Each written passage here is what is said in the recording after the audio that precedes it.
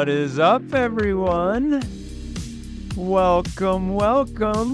What a day to be alive. We are here with the Databricks team. They've got some huge news that just came out, as you probably saw last week. And after we saw it, we said, you know what?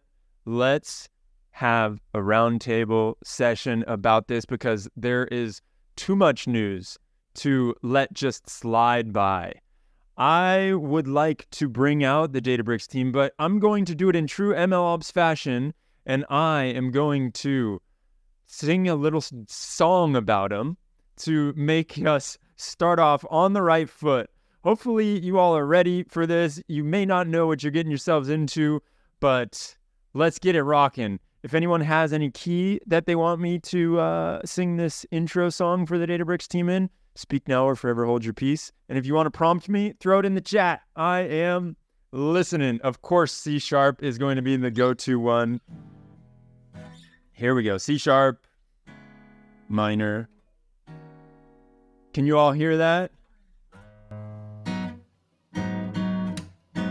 Ooh, Databricks is releasing models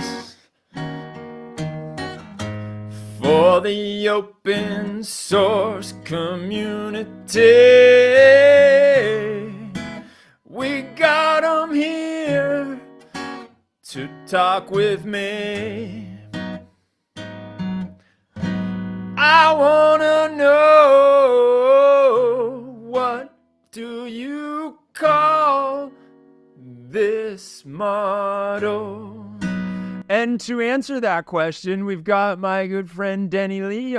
Where you at, Denny? Hey. Hello. Great C#. Thanks very much, Demetrios. Always glad to be hanging out with you, like usual. So, if you don't know who I am, I'm just saying, hey, you said the intro, so I'll do it real quick. Name's Denny Lee. I'm apparently a developer advocate at Databricks. Demetrios and I have been guilty of doing many fun things together, and we're back at it again. That's probably all you really need to know. So, what are we calling this model, dude? You got a big LLM out in the open source land, and I think that I pronounced it earlier, and you said no, that's not what it's called. That's right. It's okay. Now, of course, the name is DBRx, but I'm trying to make it a thing where we all say DBRx. Okay, so that's the idea. It's gonna stick. DBRx. I want it to stick. Everybody listening, DBRx. Okay. Luckily for us, we've got some other people that have worked on DBRx and are able to. We're gonna have over the next hour or so. We're gonna talk with some of the actual talent behind it. Look at this. DBRx just popped on the screen. Oh my God, there we go.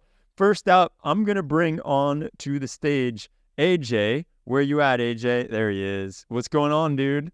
Hello. Tell us, what have you been up to? So I guess first, quick introduction. So yeah, I'm AJ. I'm the engineering manager for the generative AI training platform team at Databricks. And yeah, I mean, honestly, for the past few months, it's been a lot of cranking away, making this model train, largely running all of the backend infrastructure for training it, making sure it works well, making sure the model is actually going. You've had your work cut out for you. So I'm going to keep bringing the team onto the stage. Bendish, I know you're in there somewhere. There he is. What's up, dude? How's it going, Demetrios? Glad to see you again. You too, man. So give us the rundown. What have you been up to? Yeah, I mean, I think we talked 2-3 weeks ago. Well, caught up on a sleep a little bit, a little more gray hair after this. But yeah, so my name is Bendish. I'm another engineering manager at Databricks, and my team basically builds all the training tooling, like Composer, LLM Foundry, streaming data sets, for those folks following our open source tools that we use to train DBRx or DBRx, I guess that's what we're calling it. So a little bit we're trying to figure out what to call it. We're trying a few different things on for size. Yes. Oh, well, I'm excited to talk about it. We got Abi, where you at, dude? Where you at? There he is. Hey, great to be here. My name is Abi. I'm an architect on the NLP team. I've been helping lead a lot of the modeling choices and development around DBRx, and it's been a crazy couple months doing everything from pre-training, data prep, all the post-training as well. It's been a huge team effort. Yeah, super excited to be here. Excellent. Well, we've also got Davis coming on in just a second. We got to kick it off, man. Like, Denny, can you lead us through the sequence of events that has happened over the last month when it comes to DBRx? Well, actually, no. In all seriousness, I that's a great question, but I would rather have Bandish, AJ, or Audi actually take care of it because they are integral for its creation. I think when we look back at sort of, last year, originally a lot of us came from the Mosaic team. And our goal was to really help people build and train their own models and build the infrastructure around that. And I think we got to this point where we showed that you can actually train, up to GPT-3 quality models for a relatively low price. And as we looked ahead, especially after we got acquired by Databricks, we really want to see, like, can we push the quality to the next level, right? Can we get to like 3.5 and beyond? And what were the different things that need to go into that? So a lot of it came down to obviously needing to scale up to bigger models, but to do so in an efficient way. So, we really dug into this new mixture of experts architecture, which I'm sure we can talk a lot about, which really helps us train higher quality models without increasing the cost too much. And that involved a lot of both the research and engineering, figuring out how to make these models converge, figuring out how to actually train them at high performance on big clusters. And so we spent a lot of time digging into the research. And then I say right about around Christmas time, actually, that's when we decided, hey, we actually want to go for it. We want to try and build a new model that's way more powerful than our previous MPT series. And that's really kicked off this effort. So the past 3 months or so have been just round the clock, research and engineering, trying to get DBRx out. So good. So we have a new person that joined us, Davis. Can you give us a quick intro before we dive deeper into this? I know it's like we're taking one step back and two steps forward, but we're going to get there. One step back and two steps forward sounds exactly like training a huge model, so it's pretty fitting. So yeah, seems like we're on point. Yeah. So hi, I'm Davis. Good to be back here. I am a researcher at Databricks' Mosaic AI team, formerly Mosaic ML. So I'm always interested in hearing, and Denny, feel free to jump in if you have any thoughts on this too, but when it comes to training one of these models and thinking about it, like, you did a lot of testing beforehand, right? And Abi, you were just talking about how you at some point you were like, okay, we've tested enough, now we think we can go for it. You have to make that gigantic investment into training the model. You have to be pretty confident that what's going to come out on the other side is going to be useful and going to make an impact. What are some things that gave you all the security to know that you can do this? Like, if you're going to invest this time and effort and resources into it, it's going to be good. Yeah. So, I think that there's both the research and the engineering risks. I can talk about the research, and maybe Bandish or AJ, you guys can talk about the engineering stuff too. So, the basic thing we try to do, is really nail down the recipe for modeling. So, the architecture, the choices of, how much data to use versus the number of parameters. And we do a lot of these tests at smaller scale, and we try to basically benchmark ourselves against other existing models out there and our internal benchmarks, our previous MPT models. And we try to see that we're hitting the same quality as those other benchmarks, but doing with much less compute or money than before. And so we do a lot of those experiments, at smaller scales, and eventually we start kind of scaling it up and making sure that we're actually hitting the quality we expect.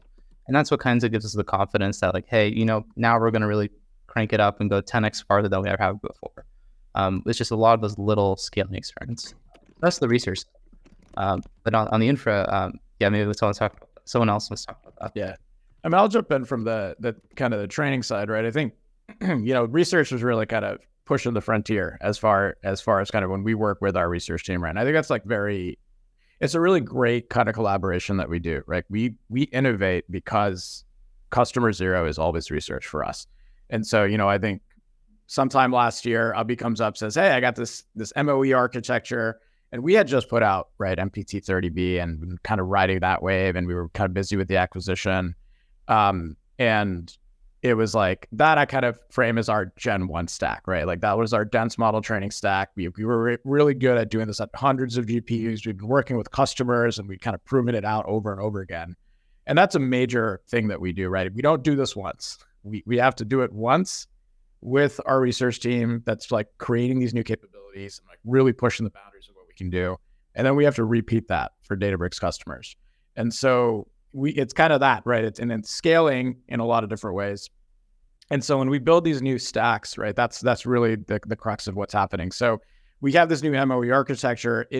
Everything breaks, right? It's like, oh, we're ready to start training this. And it's like, not what? What do you mean? We're nowhere near ready, right? We need and so a lot of this, when we're doing it is almost like, we're already, flying, we're building an airplane literally while it's flying in the air and on fire, right?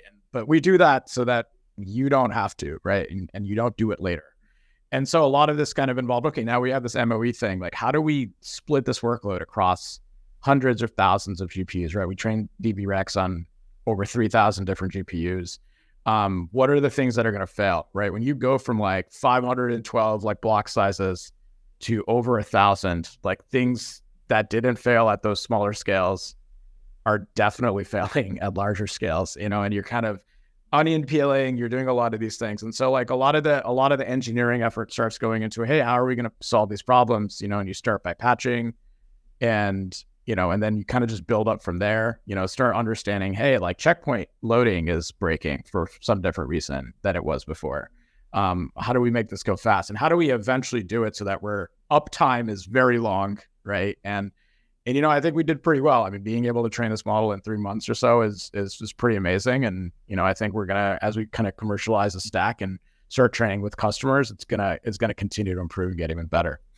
All right, this is perfect. So actually, I've got two sets of questions just based on what you just said, Bandish. Okay, so, but I'm going to direct it to Davis. I wanted you to talk a little bit MOE. I'm going to do that first, but just as a lead-in for the next one, then AJ, I want to talk to you about the hardware failures and the training, because that part's super interesting that Bandish was referring to. But first things first, Davis, why don't you talk a little bit about the MOE architecture? Because we went around it talking about like this idea of mixture of experts, but this is not necessarily the most obvious thing that we're talking. That typically, when you're looking at Llama 2 and even the older MPT models, where we're talking about dense models, and now we're talking about sparse models. So can you talk a little bit about that, maybe within the context of the Megablocks paper, for sake of argument? Yeah, absolutely. So here's one way to think about a mixture of experts. Simple approach that you could do is you could just train different models for different subsets of your data. Like you have a model that's good at processing math, a model that's good at processing Python code, whatever. You could just have different specialized models. And like you can run that, that's a thing you can do, but you'll hit a fair amount of redundancy. Like they're all going to have big embedding tables with different input tokens. They're all going to have to figure out how to do reference resolution for pronouns. There's just a lot of the model that translates across domains, and only some of it that is specific to a particular domain. So in a mixture of experts model, what you do is instead of having completely separate models, you're going to have one model, but all of the feed-forward networks, pairs of linear layers in a transformer, are going to be duplicated, say 8 or in our case 16 times. You have 16 different feed-forward networks in every transformer block. And every token is going to go to a subset of these feed-forward networks. In our case, we send each token to 4 of them. So what this means is that we have many different supposedly specialized feed-forward networks in every transformer block, and tokens go to the relevant ones. There are a bunch of things that are nice about this. One is that you have 16 times more parameters. That's a lot more model capacity. One thing that's not very nice is that you end up with 16 times more parameters in each of your layers. So that causes a number of technical challenges. As far as which experts a given token goes to, you learn a so-called routing function that hopefully does something reasonable. There are a lot of open questions about how to do this really well in the research literature, but that's kind of the high-level idea. You're adding way more parameters, but then at runtime, you use them sparsely so that each token only sees a subset of them. So you had just mentioned the fact that we're talking about you're using 4 experts out of the 16 that are available, right? So can you provide what is the benefit, right? Because you did note the fact that with 16 experts, you have that many more parameters to work with. So what's the benefit of doing 4 experts out of 16? And then do note the fact that when you're talking about, for example, like with Mistral and with Grok, it's 2 experts out of 8. So I'm just curious from that context. So why 4 experts out of 16 is really 2 questions. One is why only 4 experts? And the second is why 4 and not just 1? So why choose only 4? Why choose a subset? Well, the amount of work you have to do computationally, the number of flops for each token you feed into your model is going to be proportional to the number of experts that are used. So if I take a token and I feed it through 16 different linear layers, that's of course 16 times as much work as only feeding it through 1 linear layer. So in order to reduce the amount of work we do per token, we only routed each token to a subset of the experts. Now, if that's the case, like why not just only do 1? Why not maximize the number of ratio of parameters to the amount of work you do? And the answer there is that there's a trade-off, and you kind of have to tune it. The trade-off is that your model still does benefit from doing more work. One way to think about this intuitively is that the amount of expressiveness you get here is proportional to the n choose k, or depends on the n choose k of how many experts you use. If there's only 1 expert, there are only 16 possible ways a token can get processed. If you have 2 out of 16 experts, you have 16 times 15 ways a token can get processed, and so on. So if you use 4, you end up with this really expressive combinatorial space where each token, you're still only using a small fraction of the parameters, but the number of functions you can express here is really, really huge. So you end up with a big model capacity win that still gets you a lot of the benefit of just using all of the experts or an equivalent dense model with the same parameter count.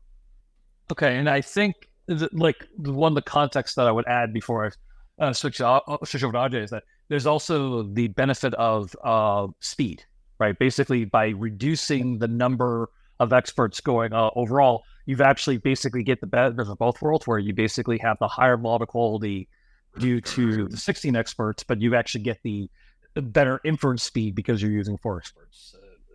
Did I get that correct? Just to verify here. Yeah, that's a really good summary. Kind of getting the best of both worlds. Cool. I probably asked DBRx that question, honestly, so that is probably actually why I know it now. All right. No, the truth. Okay. Yeah. No. That's always been the truth. I'm not pretending I know anything. I literally asked DBRx for it, and it tells me, and then I just get to cite the site, give me some citations, and I can act like I know what I'm talking about. But the one thing I definitely want to talk about, Ajay, okay, dude, parallelizing something like this has got to be complicated. You got to tell me a little bit about the hardware failures. How do you run something like this at scale? Because that's 3,072 GPUs that you're running. This can't be like a walk in the park, right? Yeah, so this is a fun one. So one piece of large model training, well, fun and not fun, depending on how you see it. But basically, one piece of large model training that people don't really talk about as much is how much of a systems and operations problem it really is. Throughout our time, kind of running the Mosaic training platform, we had run across thousands of GPUs before, but we had never done a single training run on that many GPUs. It had been a whole bunch of smaller, separate ones. And when you hit that scale, as Bandish had mentioned earlier, all sorts of things break. Statistically, actually, people say you'll observe roughly 1 GPU failure every 1,000 GPU days. And on a 3,000 GPU cluster, that means you're seeing 3 per day. And I can tell you empirically, we actually did see 3 to 4 per day throughout the entire training run. So in order to deal with this, one, you have to have really good monitoring. So we were monitoring the GPUs, we were monitoring things at the Kubernetes level, which is the foundation of how our platform was built. But you also have to monitor the entire network, because a really critical part of training, parallelizing this model across so many GPUs, is that you need to have really high throughput communication between all of the GPUs. So the network layer is super important. And what you end up having to do is basically check every single pair of machines, or like what we call nodes in the cluster, to make sure that you're actually getting that really high throughput. And many times, like random network links will go down and you'll have to go figure out what they are. So there was this whole operational thing of building all of these monitoring layers, all this health checking. And then on top of that, no matter how hard you try to actually catch all these things, you will never catch everything. So the next piece of it is, okay, now in the cases where you don't catch the failures, do you have the right operations in place to be able to deal with it in a very timely manner? So we actually had a dedicated on-call rotation specifically for this training run, where if anything ever went wrong, we had a whole bunch of monitors and alerts that would be a 24/7 on-call page that would just wake people up in the middle of the night and go debug some hardware, or go back to sleep, wake up again, go do it. And it kind of just went on for weeks. That's amazing. In fact, you're literally reminding me now. I'm basically aging myself very horribly. I just want to call that out. Did you guys ever deal with for example, like HP Superdomes, like the old school ones? Because that's basically exactly the same thing. Like the idea was that InfiniBand connections were still really, really new, and they were really, really fragile at the time. So exactly the same concept. In order just to get, I was part of the SQL Server team where we were actually running SQL Server on Superdomes, and that's exactly it. Yeah, like basically calls at all hours just because the network link wasn't working, and then all hell broke loose. And so, I'm just curious, from your perspective, did this reduce over time as you were training, or training DBRx, or was it pretty consistent anyways, just because of the nature of the InfiniBand connections or just nature of the GPUs themselves? So we had pretty close relationships with the cloud providers, and we were able to kind of report all of our failures after we detected and mitigated them. So we did actually see improvements in health over time. But also over time, we got a lot better at monitoring and checking for these things automatically, because every time we had something go wrong, we were able to develop some kind of script or something to like diagnose it for future times. And now we have this gigantic logbook with all of the things that went wrong, and we're actually actively working on automating all of these things so that when we have customers training models like this, they won't run into the same problems. That's nice of you, thinking about the customers. Yep, customer first, right? Yeah, I'm sure a lot of people really enjoyed that. So there's a question coming through in the chat that I wanted to ask, which is about, have you ever experimented with training strategies other than FDSP, like using frameworks such as Megatron or DeepSpeed? Yeah, I know. I'll be your me, whichever one. You want to take it, and then I'll maybe add in afterwards. Sure, yeah. So we primarily use like a PyTorch-based training stack, and we have this library on top called Composer, which is open source, so anyone can use it. And what we've tried to do with that framework is make it as flexible as possible for different models. And we use Composer to train not only our LLMs like DBRx, we also use it to train diffusion models. We have other future models coming out, and one of the reasons that's possible, in our opinion, is because we use PyTorch FSDP, which really doesn't enforce like any requirements on the model architecture. It makes it easy to distribute it across big clusters without using 3D parallelism or pipeline parallelism or anything like that. And I think that flexibility is what we were going for most of all. And we found over time that we've been able to optimize FSDP to actually achieve very, very close performance to, I think, like even these 3D parallel strategies. And so that's kind of like the trade-off we've made. I think like DeepSpeed, in comparison, is basically implementing the same algorithm. So whether you use DeepSpeed 0.3 versus PyTorch FSDP, I think you'll see a very similar situation. We just tend to use the PyTorch one because it's a little more natively integrated with things like PyTorch Autocast and stuff like that. But yeah, I'll hand over to Bonish as well, who's also looked at a lot of these different frameworks. We love the simplicity, right? Like FSDP is like very straightforward to think about. We're able to keep optimizing it and keep pushing the bounds. And, we work very closely with PyTorch on this, and that's actually been a really great partnership. But I think the other side is, I think what actually AJ was talking about, like having super high speed interconnects really helps. And that's, again, not everyone's going to have that. So we're not saying like things like, like pipeline parallelism or different parallelism strategies aren't necessarily needed. But we, when we actually build these clusters, when we train on these things, like having those high performance networks really goes a long way. And I think, as we keep pushing the bounds, we'll evaluate kind of how do we keep pushing the utilization counts, and we're really maximizing the amount of performance we can get per dollar. But so far, we've basically gotten away with FSDP and then kind of variations on that and just really, really, being very intelligent about how we optimize things. All right, I'm going to lob another one out at you all because the chat has been awesome. Keep the questions coming in the chat. You all are incredible. So what tools do you use to benchmark your LLM inference regarding latency, GPU utilization, et cetera, et cetera? So I know the inference people have some very specific tooling that we didn't use to pre-train it necessarily, but it's mostly off-the-shelf stuff. We get a lot of mileage out of the PyTorch profiler as well as the PyTorch memory profiler. I think those two were about 80% of it. Occasionally, we would also use just like a little bit of our own tooling to say log all the distributed calls, but it was mostly off-the-shelf stuff. And I think for inference, a lot of the challenges there are maybe less around which tool are you using, because you can often indirect to, say, very high-performance kernels in TRT-LLM or other libraries where you can kind of get away with not looking at like the hardware perf counters and the L2 cache bandwidth and so on a pretty good fraction of the time. But it's often hard to get a good representation of your workloads, especially when your workloads are very bursty.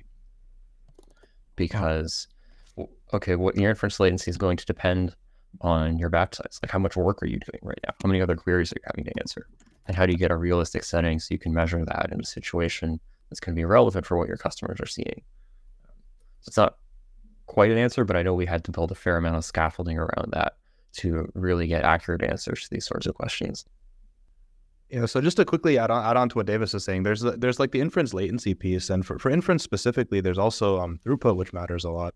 So one thing we did for serving DBRx is actually we built our own kind of optimized inference web server that has a whole bunch of customizations in it to make the model super performant when it's being served.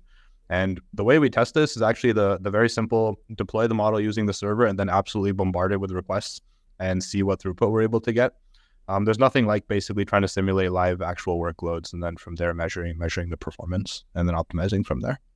Yeah, I think the only thing I would add, I mean, I think the inference is definitely a full kind of end-to-end in that sense, like systems problem, right? Like AJ was talking about the web server that we have to kind of optimize all the way from sort of the REST API call to the actual model call itself, right? So I think we've written a great blog post about this, and it kind of highlights our benchmarking, our inference benchmarking. So, we look at things like time per output token or time to first token, time for the generate calls to actually happen, and, one is compute bound, the other is memory bound.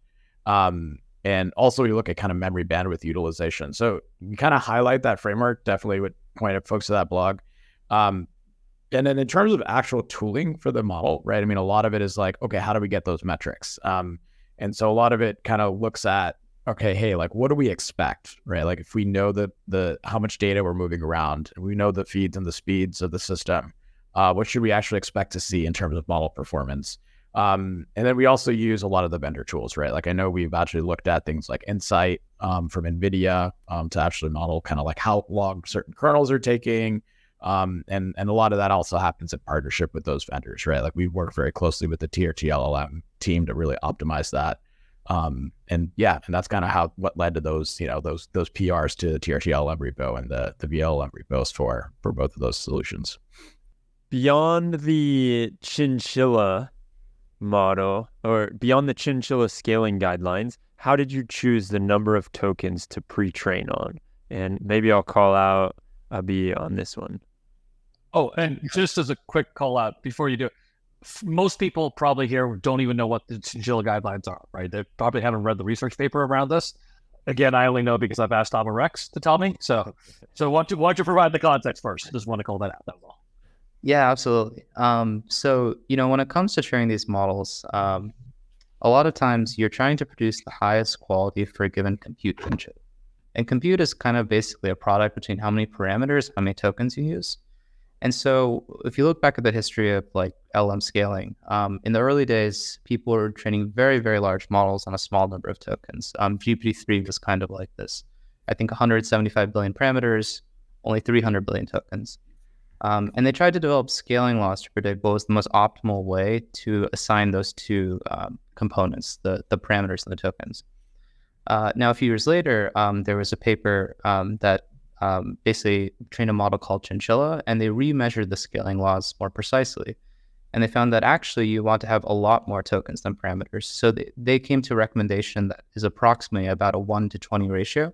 So if you want to train a 100 billion parameter model, you should use actually 2 trillion tokens. And so that actually dramatically changed how people built models. People started building smaller models, trained on much more data. Beyond that, people found that, hey, actually, we can extend it even farther. Although it's not exactly compute optimal, you can train on even more tokens. So you can increase that ratio from 20x to 100x, even 200x. And then you get models like the Llama models from Meta. So for example, Llama 7B is only a 7 billion parameter model, but trained for 2 trillion tokens. So that's a humongous ratio, way beyond Chinchilla and so on. So we look at all these different strategies, and we know for our customers, basically being able to build models efficiently, so the smallest parameter size possible is really important. So we basically want to ask ourselves, what is the highest token to parameter ratio we can achieve without giving too much quality away? So not quite Chinchilla, not quite like extremely like large amounts of tokens. And we did a lot of experiments at smaller scale, basically at the same compute budgets, where we would try to shrink the model and increase the token count as much as possible to basically see where that trade-off was. So I think when you look at DBRx today, it has basically 132 billion total parameters and 12 trillion tokens. So it's pretty close to 100x. And I think that's what we kind of came to. So if you're interested in these kind of scaling laws, there are new papers out there for mixture vector scaling laws. I think there's one even just from a few weeks ago. But that's how we came to it. Let's talk a little bit about the data quality, like in terms of one of the recurring themes from the blog post was just that the higher quality data. So we can break it down in terms of, for example, the GPT-4 tokenizer, right, from TikToken.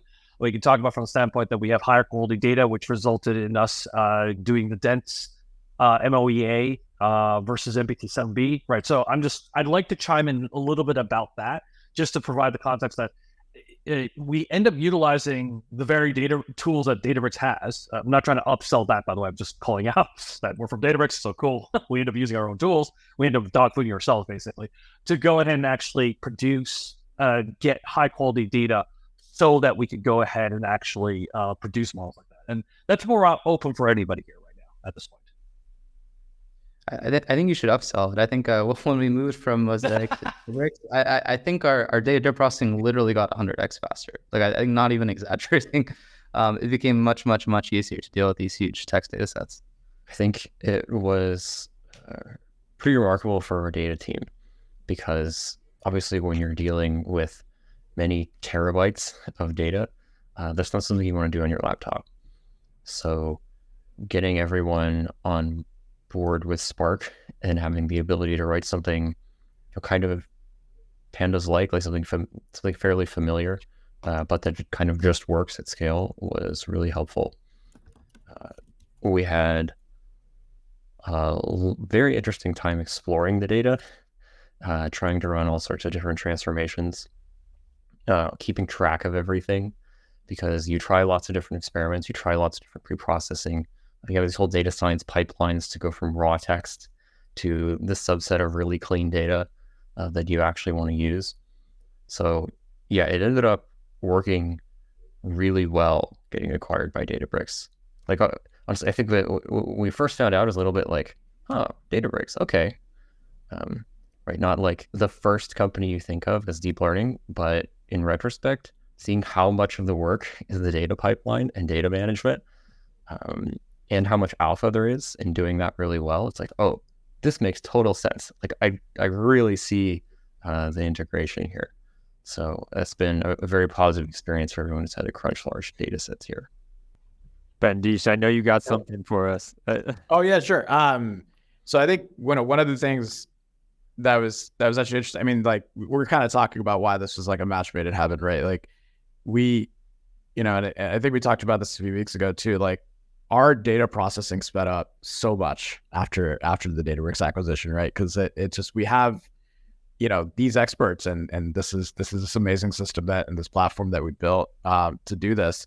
And then once you have that data, you have to pump it into 3,000 plus GPUs and actually train these jobs, right? And so there's actually a problem that we had started working on at Mosaic. But especially when you have these cloud-built platforms, the underlying storage is object storage, right? And so when you want to distribute this data, right, at scale, right, we're running one training job, but we're carving up the work and kind of giving it to these different GPUs. And in order to do that, you also have to take your data and split it up and send it to these different GPUs. So doing that at 1,000 GPU scale is, turns out it's really difficult. And also then streaming it over the internet or streaming it over a kind of high bandwidth network also comes with its own set of problems. So for, anyone who's been on the other side of a DDoS attack, you kind of hit these issues, especially when you're like pinging these service providers. And so, splitting up that data and then really streaming it or chunking it up, downloading it, making sure that you're downloading stuff that you're going to need next in the background, being able to shuffle it at scale and then kind of, basically reorganize it to all these different GPUs. That's kind of what our streaming datasets library lets us do. And it's really just even gotten better and more capable, right, to kind of train the scale of this model with DBRx. Yeah, I think the streaming team. Go ahead. Yeah.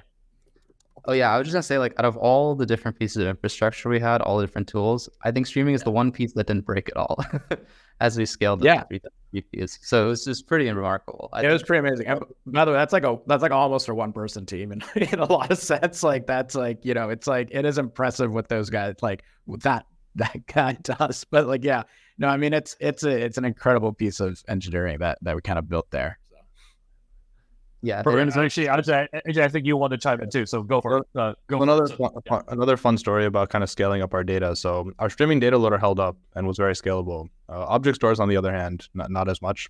So fun story, we actually had to switch object stores at one point, and then also implement some hacks to be able to download the data and not get throttled or have other issues with object store in the cloud providers, just because we were not necessarily with data, but also with checkpoint download when we're launching a whole bunch of training runs. When you start to really scale up, you start to make the object stores unhappy. So, yeah, and especially when you're trying to list them, right? So yeah, like the listing alone, basically you're doing a DDoS attack directly on the object stores. Yeah, that's always pretty much. Yeah, you have thousands of these workers just blasting away. So sorry, go ahead, Abhi. Yeah, no, I think what was cool about that is like some of them were things in our libraries where we had done at first like what seemed like a natural thing to do. Hey, every GPU should go download the metadata file, right? That can't be so bad, right? And that's totally fine when you only have 100 GPUs. That's only 3,000. To the object store, it looks like you're spamming them and you get like shut down. So then we had to like put in all these fixes, which totally makes sense. Like just one guy download it and then share the metadata or something like that. But now that we've actually fixed these, our customers won't see these problems at all, which is kind of cool. Cool. So before Demetrios takes over, I just wanted to do a quick call out because Davis did bring that up. He said, you don't want to run this on your laptop. Now, I did want to clarify, that's running on your laptop for training, which we're completely agree with it.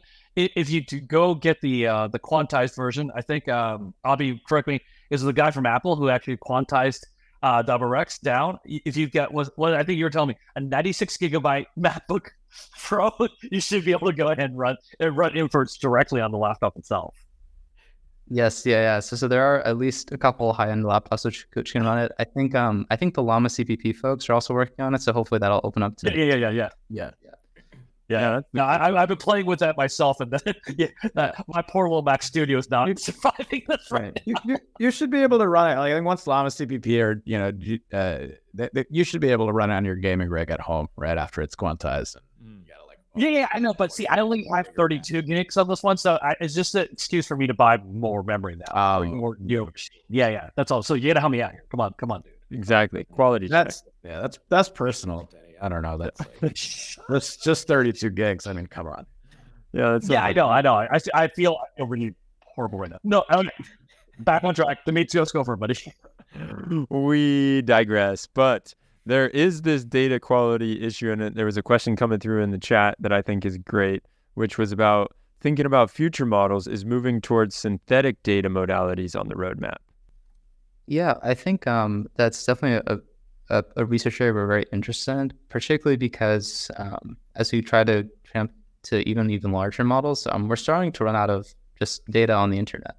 I think one of the core beliefs we had with training custom models is that there's actually more useful data held privately by enterprises, right? And like potentially that's like a way for people to tap into it. With synthetic data, I think we found even with DBRx, and we're just trying to experiment with this, that basically being able to take a small data set that you have and expand it, and then like fine tune that is helping a lot. And we're trying to figure out ways to do that with our customers as well. So generally like very interested in synthetic data, and hopefully in the coming months and stuff we'll have more to say about it. Oh, sorry. Just had a quick add-on to that. So on the topic of a lot of our research eventually funneling into the product and things we offer to customers, one of the biggest, so we actually have a fine-tuning API and coming soon, ability to fine-tune DBRx as well. And one thing that we really learned through a lot of our customer conversations is that customers struggle to have very large labeled data sets for supervised fine-tuning. And synthetic data is one really great way to kind of address that.